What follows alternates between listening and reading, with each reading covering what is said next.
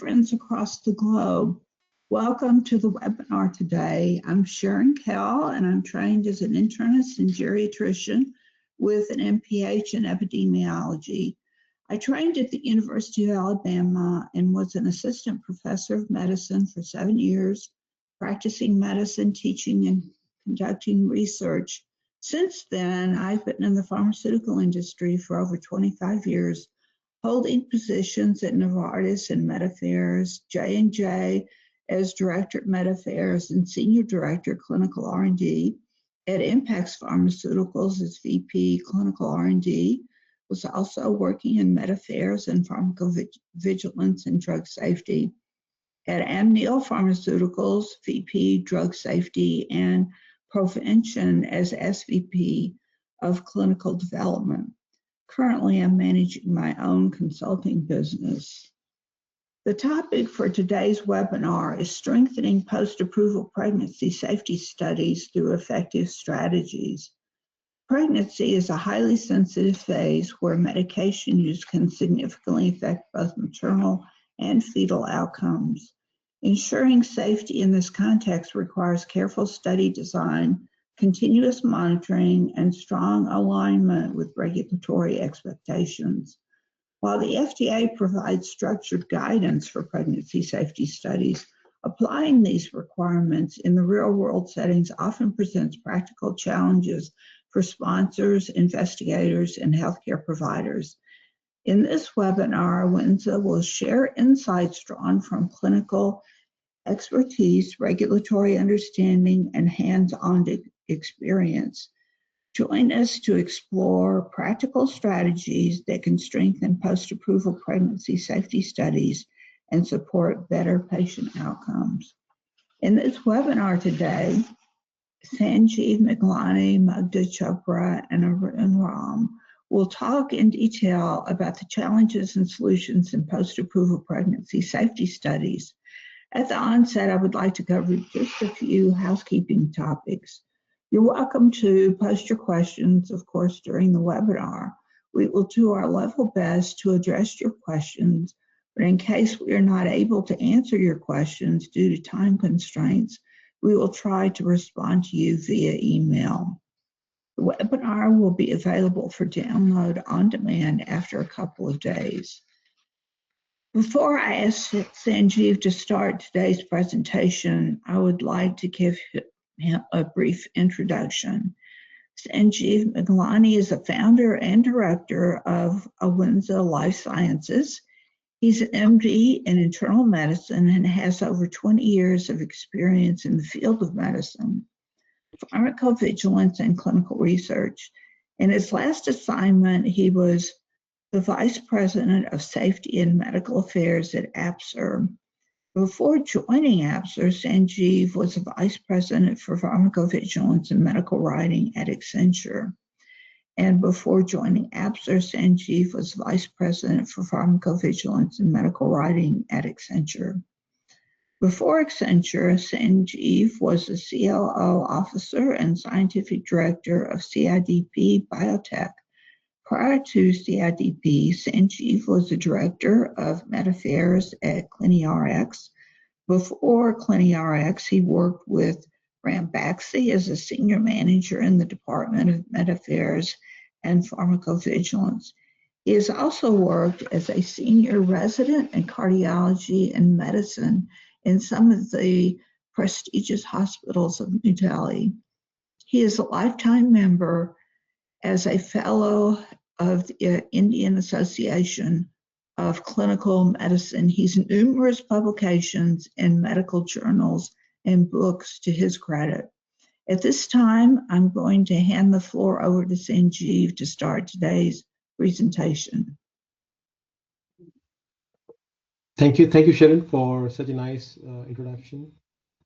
So in today's session, we're going to talk about the advantages and the limitations of pregnancy registries.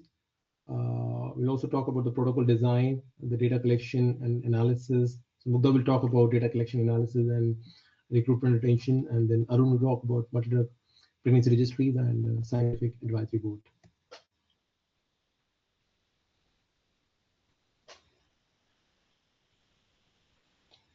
Well, for this presentation, we've taken the FDA guidance document for pregnancy studies, which is basically our reference. And the FDA guidance document has a clear purpose to provide sponsors and investigators with recommendations on how to design and conduct pregnancy safety studies. So the ultimate goal is to generate the human data that are clinically relevant, data that can be included in the product labeling to inform the treatment of the pregnant women. Uh, this requires kind of input from multiple disciplines. So as such, if we take into account the pregnancy, as such, the pregnant women represent an important segment of the population with over 6 million pregnancies occurring per year in the US based on the national vital statistics. And nearly half of all the pregnancies in the US may be unintended, which could result in potential inadvertent exposure to medicinal product if a woman is exposed to a drug when she's not aware she's pregnant. So during clinical development, as we all know, like pregnant women are excluded from the trials, and the usual procedure is to monitor the women to assess pregnancy outcomes. So at the time of a drug or the biological product initial marketing, when the product is approved by the regulatory authorities, except for drugs and biological products developed to treat conditions unique to pregnancy, there's a very limited human safety data, and that's the basic intent of doing the pregnancy safety studies. So that's why when the approval is given by the regulatory authorities, they sometimes ask to conduct the pregnancy safety study so that they can get more data, and the evaluation in the pregnancy can be seen in case there's an exposure in pregnancy for a particular drug.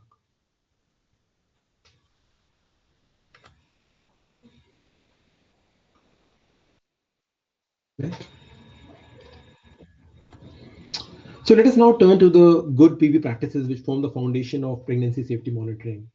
So pharmacovigilance in pregnancy requires more than routine adverse event reporting. Like it demands detailed structured data on exposures and outcomes. Every relevant piece of information matters. The timing of exposure in relation to the gestational age, the exact dose and duration, any conmits, and the maternal medical history. Spontaneous reports and the literature case reports remain the backbone of early signal detection. So, however, their usefulness depends on the completeness. So, poorly documented cases provide little value, and that is the reason sponsors are encouraged to use targeted questionnaire, like the systemic follow-ups and the active data collection whenever pregnancy exposures are identified. Next slide. So, the case reports and the case series deserve special mention here because they often serve as the first evidence of drug-related risk in pregnancy. So a well-documented case can be incredibly powerful. It should include a detailed description of the outcome, the drug involved, the exact timing of exposure related to gestational age, and the mother's clinical background. Such reports can reveal distinctive patterns of malformation or adverse outcomes that point toward a teratogenic effect.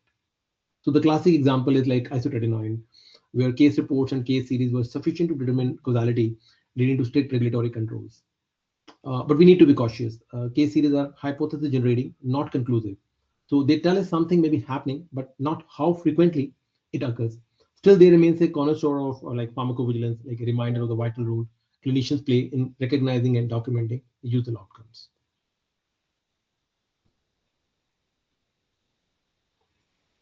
Well, although the case reports and case series are extremely valuable, as we know, we must be realistic about their limitations.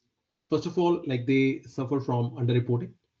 Many pregnancy exposures and outcomes are, in fact, never documented, which creates a very distorted picture.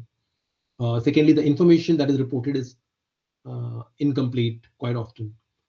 Critical details such as exact dosing, timing of exposure, or the maternal history may be missing, and that limits our interpretation for causality assessment. And third, and the most important thing is that the case report lacks a denominator. We know that like one or two babies were say born with malformations after exposure, but we don't know how many women in total were exposed. So without that denominator, we cannot calculate the absolute or the relative risk. So finally, there is a issue of confounding whether the outcome is due to drug or the underlying condition for which the drug was prescribed, or was it due to some lifestyle modifications such as smoking or alcohol use. So basically, while the case reports are invaluable for generating hypotheses and alerting us to potential risk, they cannot stand alone. So they must always be followed by more systemic observation studies.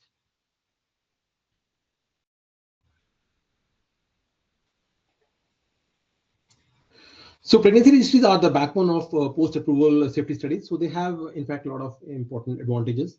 They are prospective, and therefore we can enroll women during pregnancy before the outcome is known. This kind of minimizes the recall bias and allows us to accurately capture the exposure, timings, dosage, and duration. Well, they can also capture a broad range of outcomes from congenital malformations to preterm delivery and development milestones. So by collecting the maternal, fetal, and infant data, registries provide a rich clinical picture. But at the same time, we know there are a lot of limitations also. Registries often struggle with recruitment intention. Enrolling enough women, especially for rare exposures, can be indeed very difficult. And this, in fact, leads to low statistical power, making it hard to detect the rare outcomes.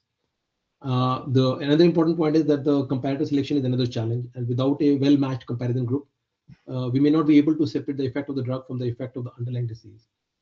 So registries are in fact powerful tools, but not sufficient by themselves. They must be kind of combined with the complementary studies to provide a complete picture of pregnancy safety.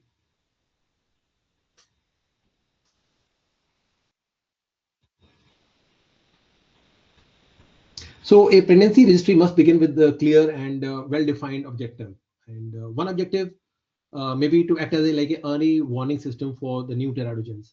For example, if a drug causes a distinctive pattern of malformation, a registry may be able to detect the signals soon after the product enters the market. Another objective may be to kind of quantify the overall risk. For example, to determine whether the rate of major congenital malformations is higher among the exposed women compared to unexposed control. Registries may also be designed to generate hypotheses which can then be tested in a larger or more rigorous studies.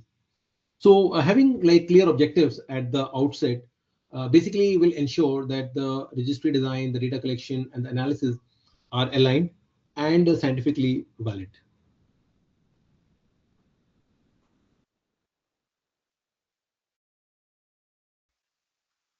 Well, defining the study population carefully is very critical for any pregnancy registry, and ideally, both exposed and unexposed women should be enrolled prospectively before the pregnancy outcome is known, and that will in fact reduce the bias. And in reality, many women undergo prenatal testing such as ultrasonography or amniocentesis before enrollment. And in such cases, we must clearly state how these pregnancies will be handled analytically. So if we do not, like then the bias can creep in because adverse outcomes may already have been identified at the time of enrollment. So practically in short, the population should represent a real world drug use in pregnancy, but we must also be kind of mindful of potential source of bias introduced by retrospective inclusion.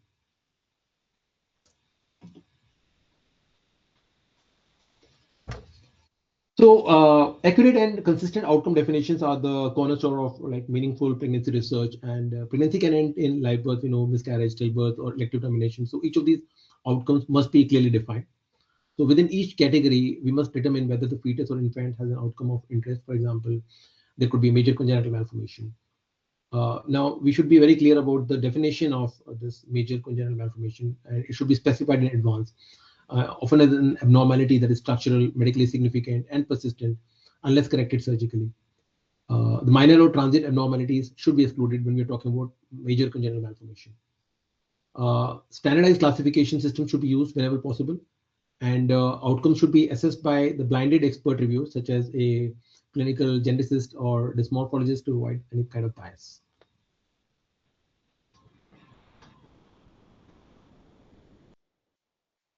Sample size and power relations are some of the most difficult challenges in the pregnancy safety studies. And to draw meaningful conclusions or interpretations, we need enough exposed pregnancies to detect a difference in the outcomes compared to the background rate. However, major congenital malformations are relatively rare, occurring in fewer than 1 in 1,000 live births for many defects. So this means that the pregnancy registries often lack the statistical power to assess the specific malformations unless the effect size is very large. Instead, most of the registries focus on the overall rate of malformations, comparing all the malformations combined in exposed versus unexposed groups. The sample size estimates must also account for pregnancy losses and loss to follow-up, which can substantially reduce the evaluable data.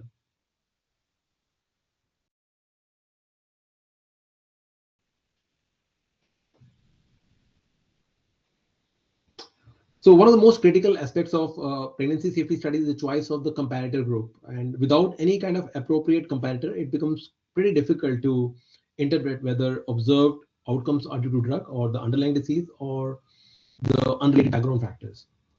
So the best comparator is practically or usually a concurrent unexposed cohort, ideally women with the same underlying condition, but who practically say did not use the drug under study. This allows us to control for confounding by indication, which is one of the biggest challenges in the pregnancy research or the pregnancy safety studies.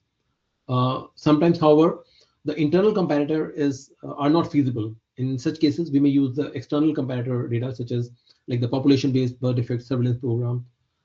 These databases provide kind of valuable reference rates, but like we need to be very careful since the differences in population surveillance intensity or the diagnostic practices can bias results.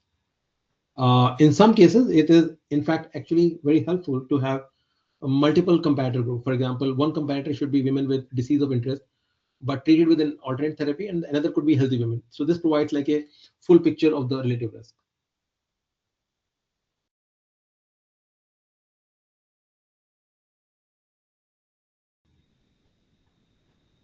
Next slide. So the accuracy with which we define and measure exposure determines the credibility of the entire study. So like for every pregnant woman which is enrolled, say in a study, we must capture the precise details like the start and stop date, the total dose, frequency, duration, and indication for treatment. For drugs with a long half-life, exposure just before conception can be relevant. So pre-pregnancy medication therapy is in fact equally important. At the same time, equally critical is the gestational age timing of the exposure. For many of the teratogens, risk is confined to certain critical periods, such as the first trimester during organogenesis. Without precise timing, we may miss these exposure outcome relationships. Finally, detailed exposure data allows us to assess the biological plausibility. For instance, if a drug exposure, say, ended before conception, it would be biologically implausible to attribute a malformation to it.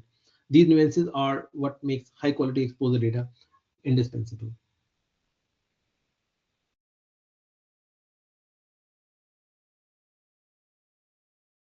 Okay, so when we are analyzing outcomes, we must always account for confounding variables. When I say confounding variable, basically the factors that may distort the apparent relationship between the drug exposure and the pregnancy outcomes. So one of the most important is confounding by indication.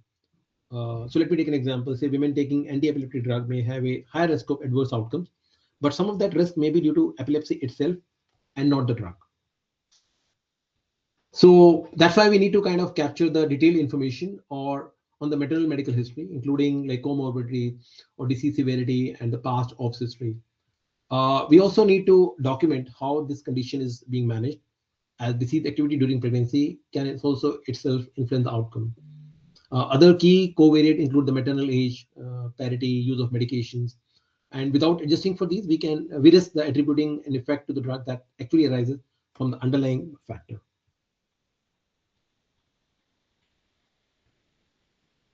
Well, beyond medical history, there are many additional variables that can confound study findings if not collected. Lifestyle factors such as smoking, alcohol use, or illicit drug use can significantly influence the pregnancy outcome, and they must be accounted for. And then at the same time, nutritional factors are also important. For example, if a woman is taking folic acid supplementation, folic acid deficiency is strongly linked to neural tube defect, and not accounting for this could misattribute this to a drug. Then the socioeconomic status can also act as a confounder, influencing access to healthcare, quality of prenatal care, and nutrition status.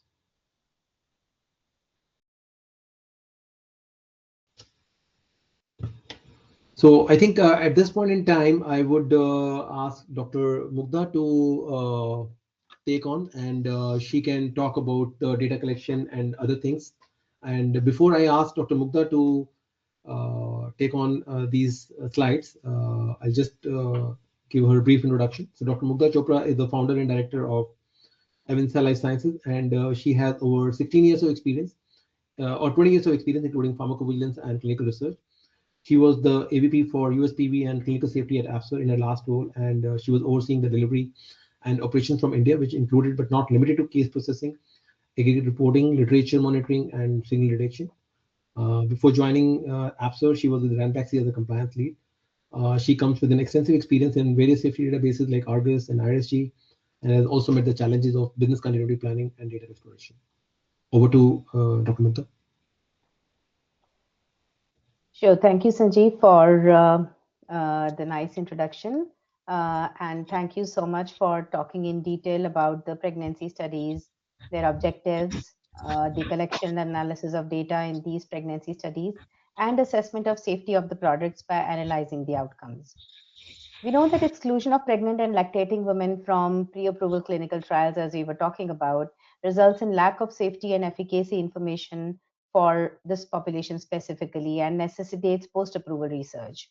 So, observational safety studies of pregnant women and their infants are imperative to ascertain the impact of product exposure and assess the risk of adverse pregnancy or fetal outcomes.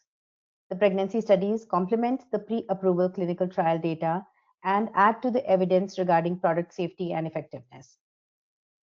The draft guidance released by FDA in May 2019 for pregnancy safety studies increased the rigor of pregnancy safety studies considerably, and FDA recommends the sponsors to conduct these studies.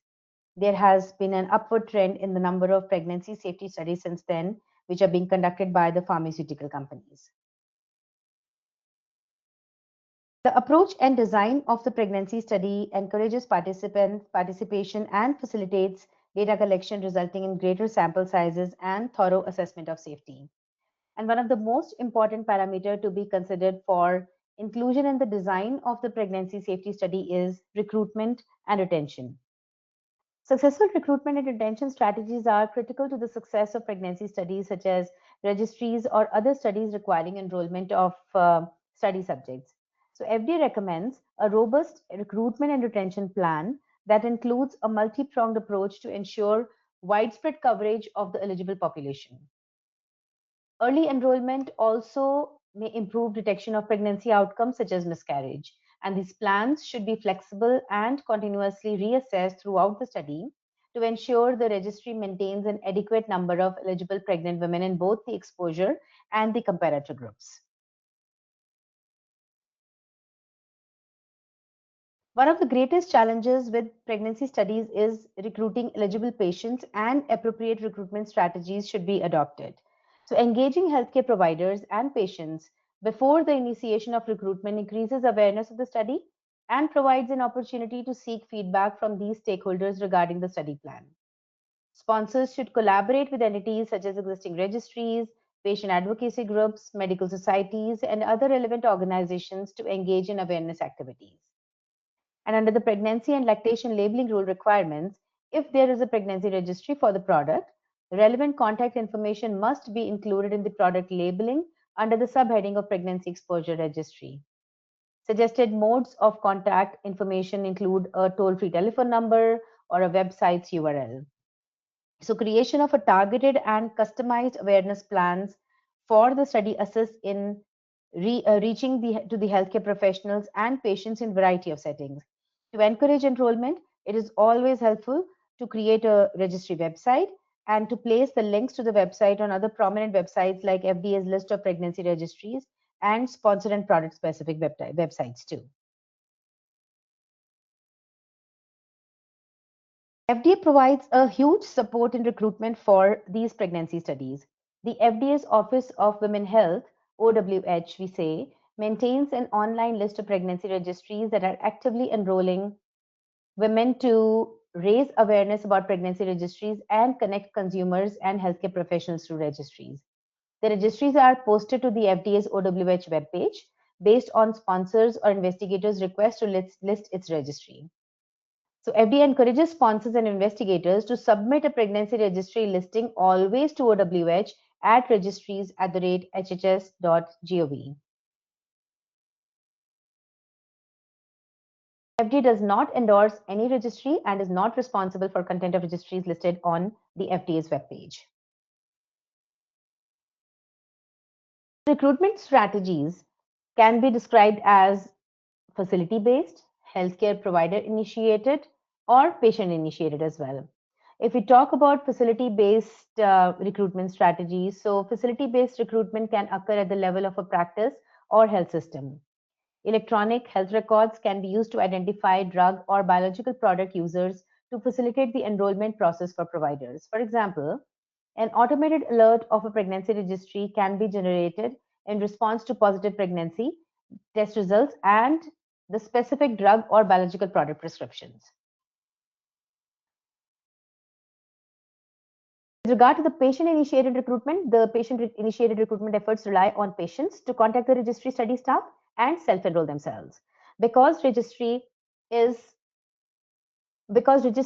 often recognized by the patients first, registries that enroll patients directly can allow for recruitment of patients earlier in pregnancy.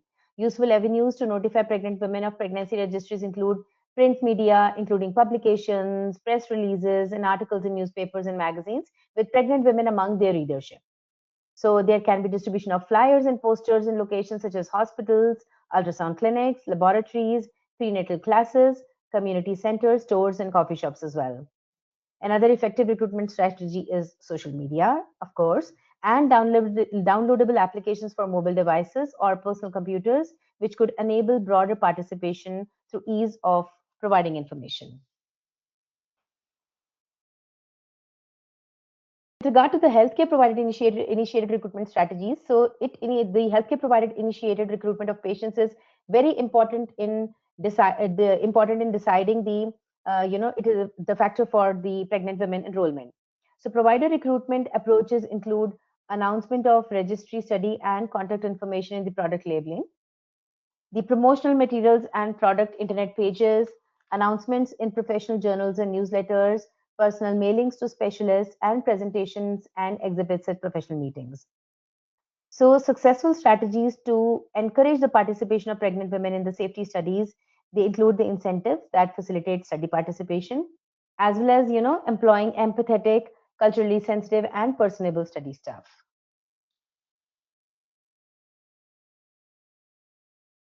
Even though recruitment materials may yield strong initial recruitment results, FDA recommends maintaining a robust retention plan to ensure that an adequate number of pregnant women remain in the registry. The retention plan should address specifics of patient retention strategies, contingency plans to obtain follow-up information, methods to track follow-up rates over time, and implementation steps to improve follow-up if expected follow-up rates are not being met.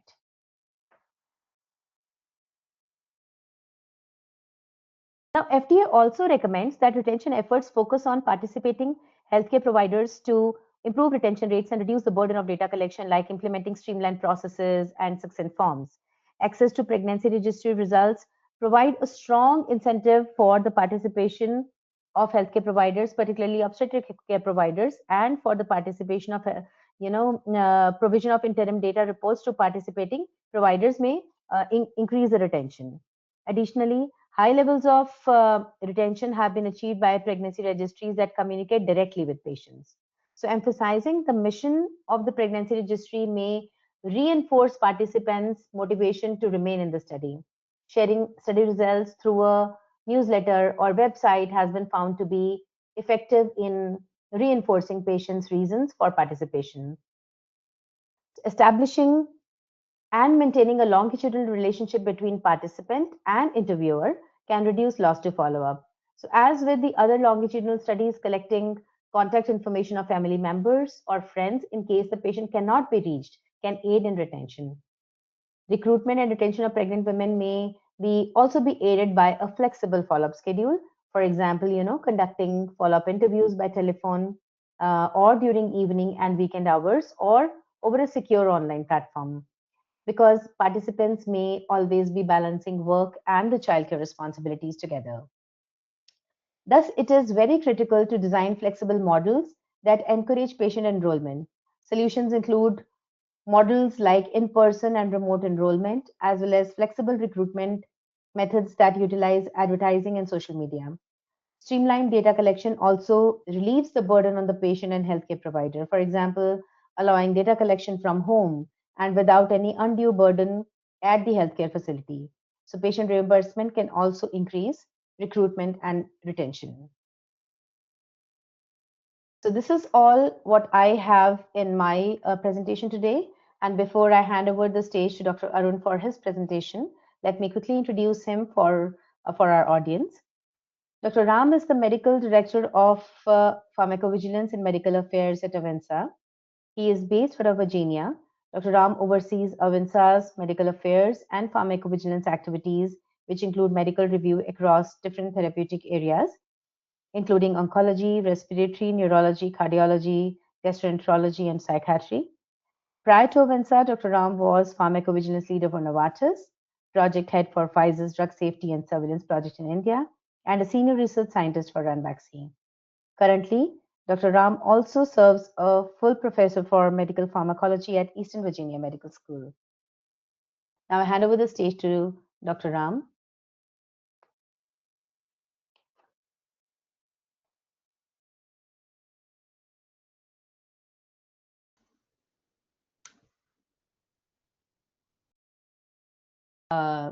So Dr. Ram, can you hear me? Sorry, I was on mute. Thank you, Okay, no Dr. problem. Chopra, for the kind introduction and for giving us a detailed description of recruitment and retention strategies. We now move into a broader set of considerations that influence the overall success of pregnancy safety studies. These include how registries are structured, when they should be discontinued, how they can be extended to lactation studies, and the ethical and governance frameworks that support them. Next slide, please. As shown on this slide, multi-product pregnancy registries represent an important evolution in study design. Unlike single product registries, these collect data on exposures across multiple therapies, for example, in conditions like HIV or epilepsy, where combination treatments are common. These registries, sometimes referred to as teratogen information services, can even capture exposures across unrelated conditions. The advantages are significant. They are more efficient and cost effective, and they naturally include comparison groups of women who are unexposed to a specific product. This enhances both the feasibility and the scientific robustness of the study. Next slide, please. This slide highlights an often overlooked aspect when and why a pregnancy registry should be discontinued. A registry should ideally continue until it has collected sufficient data to meet its scientific objectives. However, there are practical limitations. As shown here, discontinuation may be necessary if enrollment is too low, exposure rates are insufficient, or follow-up becomes unreliable. Additionally, if alternative methods such as large-scale electronic data sources become available and more effective, it may be appropriate to transition away from the registry. So discontinuation is not a failure. It's a strategic decision to ensure that resources are used effectively. Next slide, please.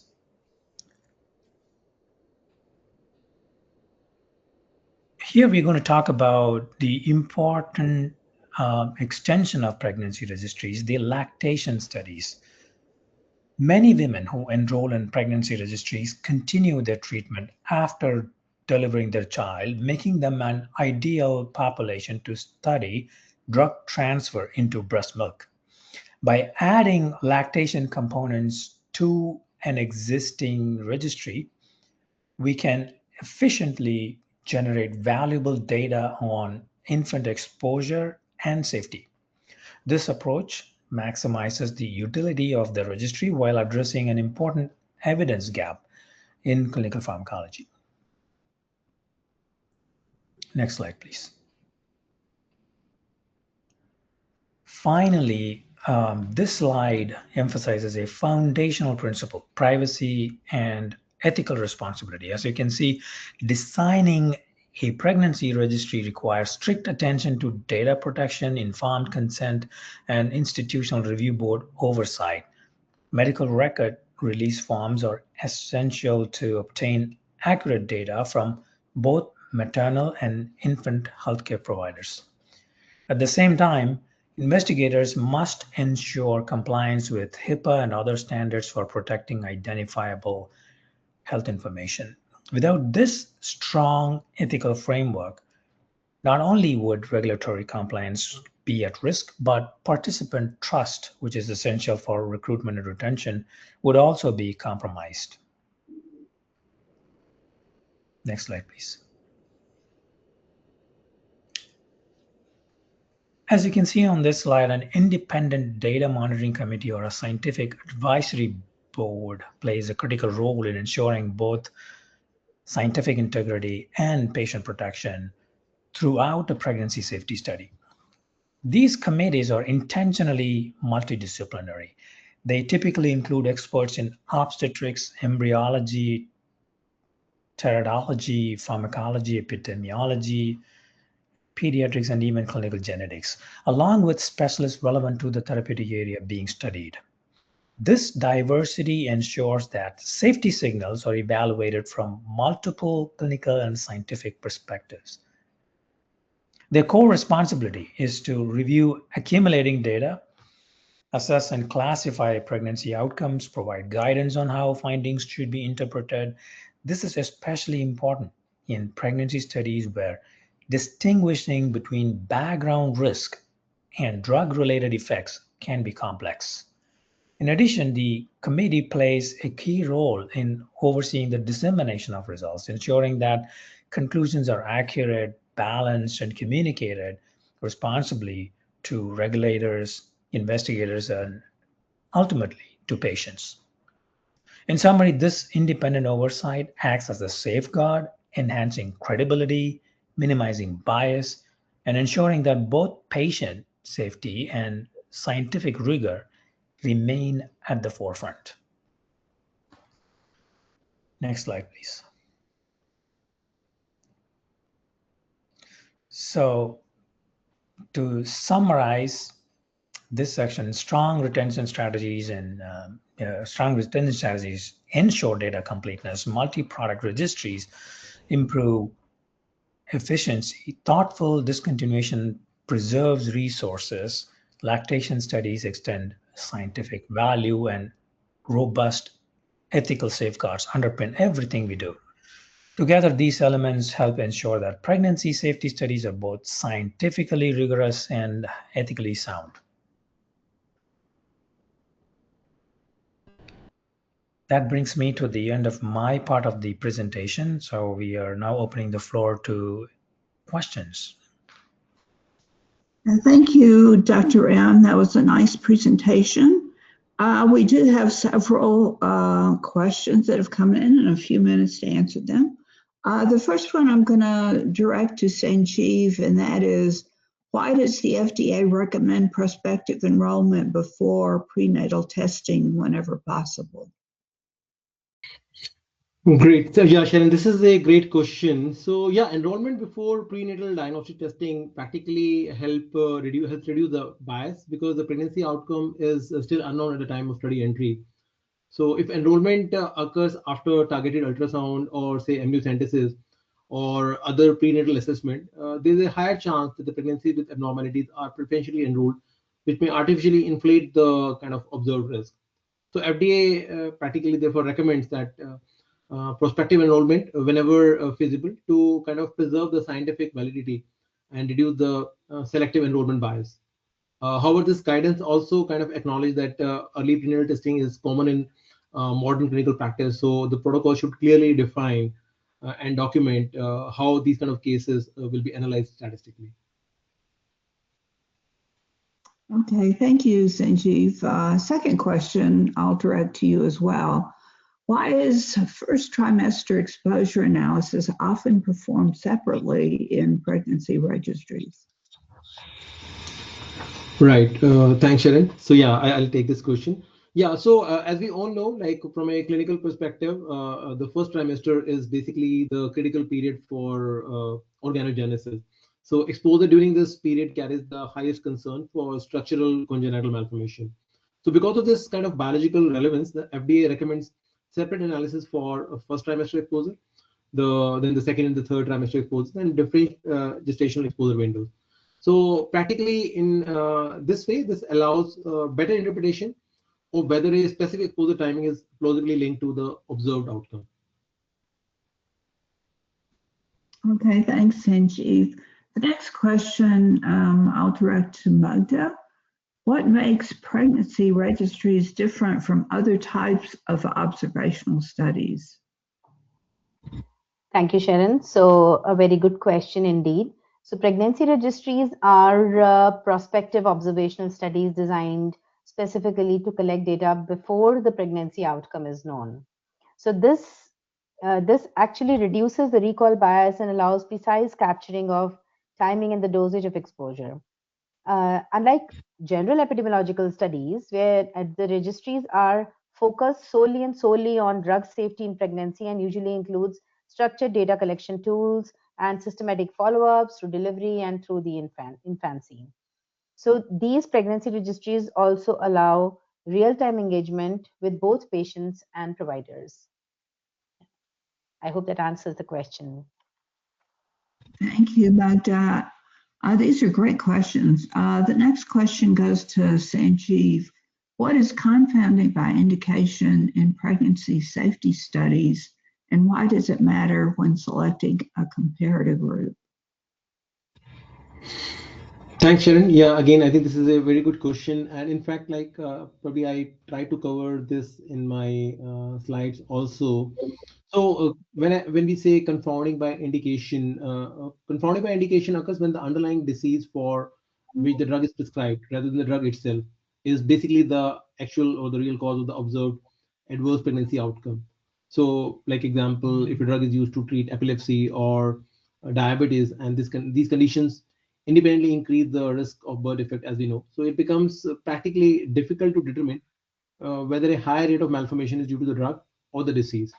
So basically, this kind of matters critically in the comparator selection, because comparing exposed women to the general healthy population can again falsely inflate the apparent risk of drug, since the comparator groups does not share the same I would say disease burden. Yeah, I hope that answers the question. Thanks, Sanjeev. This is a very practical question. A pregnancy registry has been running for 4 years, but it's consistently failed to meet its enrollment targets. What factors should a sponsor consider when deciding whether to continue or discontinue the registry? Sanjeev, do you want to take that one, or Dr.? I think Mukta, you want to take this one? Sure. Sharon, I can take that one. Okay. This is actually a very good question, in fact. So, the FDA guidance document or FDA guidance, it recommends that a pregnancy registry be continued or discontinued if some of the parameters are either met or not met. So, one of the important thing is the scientific objectives, if they have been met or not. If sufficient data has been accumulated to answer the safety question, the continuation may no longer be required. And another important thing is the feasibility, which has deteriorated to unacceptable levels. If there are low exposure rates, poor enrollment, unacceptable loss to follow up, which makes it unlikely the registry will ever achieve its objectives, so then discontinuation it has to be, it is appropriate to discontinue the registry. But then, if nowadays better methods are available, so if complementary approaches like large electronic health database studies have become feasible and are better suited for addressing the safety question, these may replace or supplement the registry. But before considering the discontinuation, the sponsor should always assess whether the recruitment and retention plan has been adequately reassessed, and whether expanding the inclusion criteria, for example, including both prospective and retrospective enrollments, they could help in achieving a sufficient sample. So all these parameters should be thoughtfully sought before deciding whether the registry should be discontinued or should be continued ahead. Yeah, I think that is. Any other questions, Sharon, or that is all? That is all for now. Yeah. Probably we are well in time. We probably have one or more two questions, but probably now it's 11:45. So maybe we might answer the questions on email to people if needed. But yeah. Sure. Thank you so much, everyone, for attending the webinar. Thank you for all the audience. Thank you for the panelists as well. Thank you so much. See you soon. Thanks everyone. Thanks, Aaron. Thanks, Thanks, everyone. everybody. Thank you. Thanks, Bye. everyone. Bye-bye. Bye-bye.